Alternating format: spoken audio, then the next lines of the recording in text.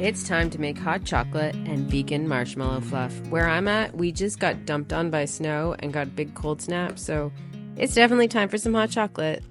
And we're going to get started with the marshmallow fluff because it takes a little bit of time to heat it up and then to whip it. So we're going to measure out 1/4 cup of aquafaba. That's the liquid from your can of chickpeas. Whenever I'm using chickpeas for a curry or a soup, I always hang on to that liquid because you never know when you need it. And it freezes really well too. To that, we're adding a 1/4 cup of sweetener of choice. I've got an allulose stevia blend here, and then a 1/2 teaspoon of cream of tartar. That helps stabilize our meringue, and we're going to get it heating over a bain-marie, so we've got boiling water underneath just so that it's not direct heat. It's a little gentler to heat this.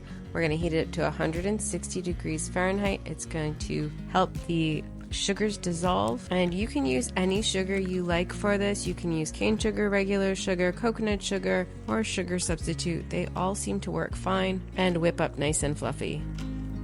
Our temperature has jumped beyond 160, so we're going to pull this off real quick before it overshoots too far, and then we're going to get it whisking in our mixer. I would take out your stand mixer if you have one for this, because it's going to take at least 10 minutes of whipping to get it into a meringue. If you could still do it with a hand mixer or by hand, but it's going to take a lot of elbow grease. And this is where we add our last ingredient. It's a 1/2 teaspoon of vanilla, and then we're going to get this whisking on medium speed. So I set a 3-minute timer so I could show you the progression. This is at the start, at 3 minutes in, at 6 minutes, at 9 minutes, and at 12 minutes ours is done and nice and fluffy. Look at those peaks. Now we're going to set this aside while we work on our hot chocolate. So we're going to grab a sauce pot now, and to that we're going to add our cocoa powder, 2½ tablespoons. Then we're adding 2½ tablespoons of powdered sweetener, but feel free to adjust this to your taste. Then a 1/2 tablespoon of coconut milk powder and a 1/2 teaspoon of vanilla before adding 1 to 1½ cups of water.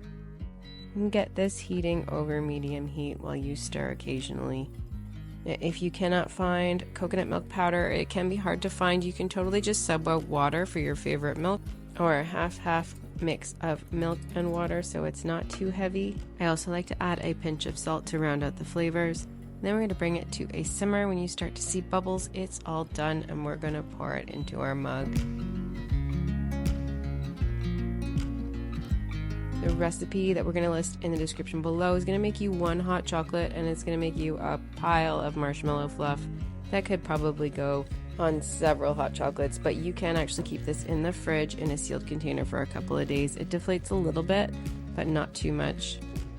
So I like to transfer this to a Ziploc bag, and then I'm going to just cut off the corner. The bigger the hole is, the bigger your piping is going to be, the bigger your fluff.